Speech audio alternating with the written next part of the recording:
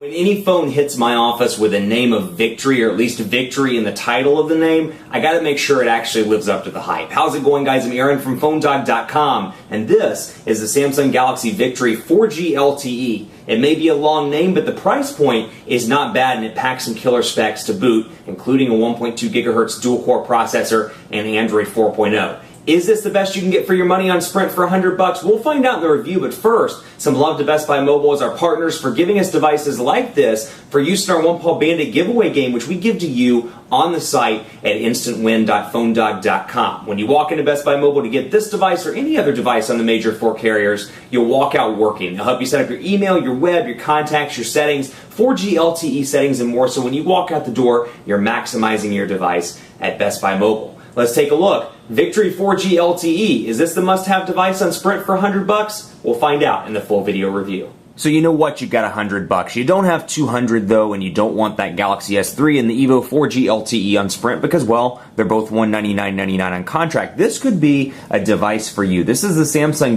Victory 4G LTE, and the name made me a mouthful. It's actually so much of a mouthful that at first I get tongue-tied, and second I have to take a breath, which is very rare in my videos. If you know, apparently I speak for 11 minutes without taking breaths if you read the comments. But Samsung Galaxy Victory 4G LTE available now at Sprint for $99.99, and it's packing a pretty decent feature set, although it does lack in some ways in comparison to the Samsung Galaxy Stellar, which is probably the closest sibling when it comes to the Samsung family on another carrier. Spec-wise, 1.2 gigahertz dual-core Snapdragon Lite processor, so Snapdragon S4 Lite. We'll do some quadrant standard testing in part 2 to see how that compares to the Galaxy Stellar, and then the 1.5 gigahertz S4 CPU and some of the higher end devices on the market right now. It's packing a 4-inch LCD display, so same look and feel there as the Samsung Galaxy Stellar, which I reviewed last week. Then you got a 5 megapixel camera on the back with 720p HD video recording. You got Android 4.0 out of the gate, so it's so nice to finally see them putting Android 4.0, and not just Samsung, but in general,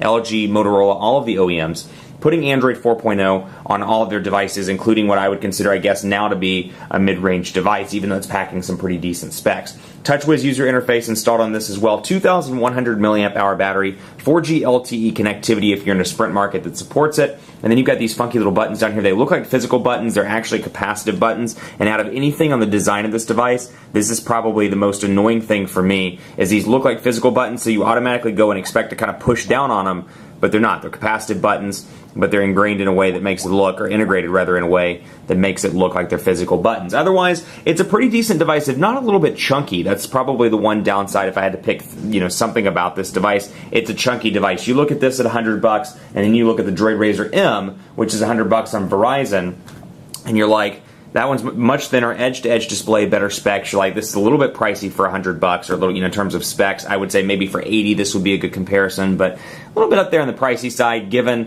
what you can get on other carriers. That said, that's the historical problem in Q4, all these different price points. Let's take a look at what comes out of the gate. First of all, you get 5 home screens out of the box, as you can see here. Of course, you can pinch to zoom, and you can add 2 additional ones for a total of 7 right there on your Victory 4G LTE.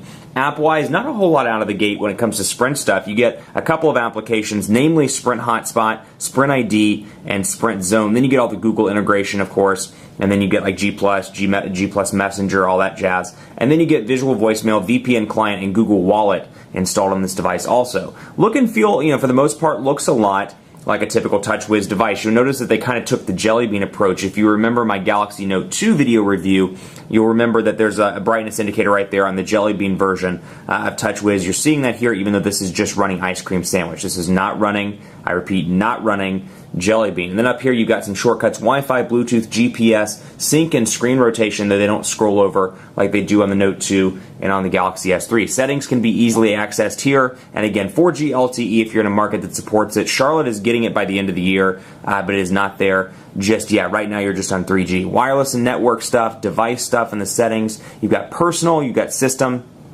and then more. So down here out of the gate, like I said, the Sprint applications, and then you have your widgets over here, and this is an implementation I really like. When you look at this versus Motorola's user interface versus HTC's interface, I like the fact that the widgets are combined in with the apps. It preserves kind of that Ice Cream Sandwich / Jelly Bean look and feel, but The one thing I don't like about stock and with Motorola as well is when you scroll over from apps, it automatically scrolls over into widgets, whereas over on this, it keeps you in your app drawer, if you will. So for example, I did not mean to do that. I can scroll through here and take a look and just go back and forth through my apps, my 3 pages of applications, but I'm never scrolling into widgets or downloaded applications. So you can see widgets. Once I'm over here, again, can scroll through my widget screens back and forth like that.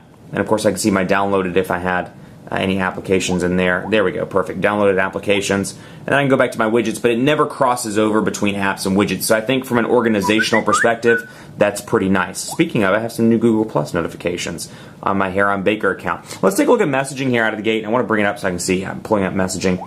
And then you've got the typical Samsung TouchWiz keyboard here. You've got Samsung's keypad, you have Google Voice typing out of the gate, and of course you can download additional keyboards from Google Play. There are 2 that I like in particular. There's an ice cream sandwich keyboard, and there's a jelly bean keyboard. Both are fantastic. I probably would give a slight edge to the jelly bean keyboard just because it's a little bit faster and it's a little bit more up to date. But that one's free, and then there's a free version of the ice cream sandwich keyboard as well. Now in terms of screen size, it's going to depend on what you're coming from. If you're coming from an iPhone 3GS or an iPhone 4 with a 3.5-inch display, or maybe you're coming from something older like the Hero or something of that nature, 3.2 to 3.7-inch display area, this is probably going to be a nice upgrade for you. At 4 inches, it's pretty nice. It's a sweet spot for a lot of people. I would argue that the sweet spot now with the bigger devices is kind of moved up to 4.3-inch displays. But for some people, 4 will be more than enough and be relatively pocketable. Overall speed is decent. Portrait to landscape transitions are nice and fast. That said, if you're coming from something like the Vivid or, I'm trying to think of some other ones, the Vivid, the Evo 4G, perhaps you're coming from something with a 4.5 or 4.7-inch display, it might be a little bit hard to type on this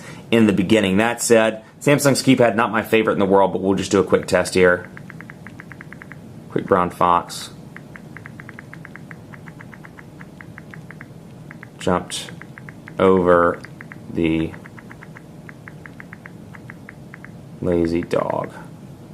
Quick brown fox jumped over the lazy dog again. Portrait to landscape transitions, nice and fast there, little to no lag, and then you can jump from there into other applications. And you've got your typical stuff here: attach, send, and of course add a recipient. So it's a little bit different though from other interfaces within, and I was told that actually with the update that I installed between the unboxing and the review that this would fix it, but it didn't even with the update installed. Supposedly the attachment moves over in a later version of Android, or a small update to Android, over underneath the send button, which is how it is on the Galaxy S3 and on some of the more recent other recent Samsung devices with TouchWiz. So hopefully we'll see that in the future. I don't like the fact that these kind of take up and there's a lot of just endless kind of dead area over here that you can't use. I'd like to see the text boxes be a little bit larger. Otherwise, other things pretty similar if you're used to the TouchWiz look and feel here. Let's go into the browser and forgive Sprint's 3G speeds, although I will say they've gotten better in the Charlotte area in the past couple of weeks. Since I came back from Berlin and got rid of the DNC stuff, kind of moved out of town, they've been pretty impressive. I think Network Vision has at least rolled out on the cell site that is configured near my office. But portrait to landscape transitions fast as usual. Pinch to zoom fast as well, as you can see here. No lag whatsoever. So again, I'm not really seeing a difference either between the 1.2 gigahertz Snapdragon S4 Lite CPU over here and then the 1.2 gigahertz S4, according to the specs, non-light CPU on the Galaxy Stellar. I'm seeing pretty similar performance and overall speed on both of these devices, and the interface is very similar as well. You've got your windows up here where you can go and get tabs, can access a new tab, for example, and then scroll back and forth through here and access those. And of course, I like the fact that the animations kind of keep up with me, and there's little to no lag, which is nice because even in a mid-range device like this, or what I'm calling the mid-range device area now, these devices can keep up with the basic tasks, which is nice, as opposed to where they were, even a year ago or 6 months ago, where an Android device that was $100 or $50 really struggled and had a lot of lag. So it's nice to see that improvement. And of course, contacts here, very similar to what you've seen on recent versions of TouchWiz. I've got a picture here for Bill Stevenson, and oddly enough, he looks a lot like me. We've got phone here with the mobile, the connection, groups, ringtones, and of course, shortcuts to message, shortcuts to call, and then to edit down through here, and I can cancel out from there. But you can see the overall look and feel is pretty similar here. Keypad, logs, favorites, and contacts as well in both the contacts application.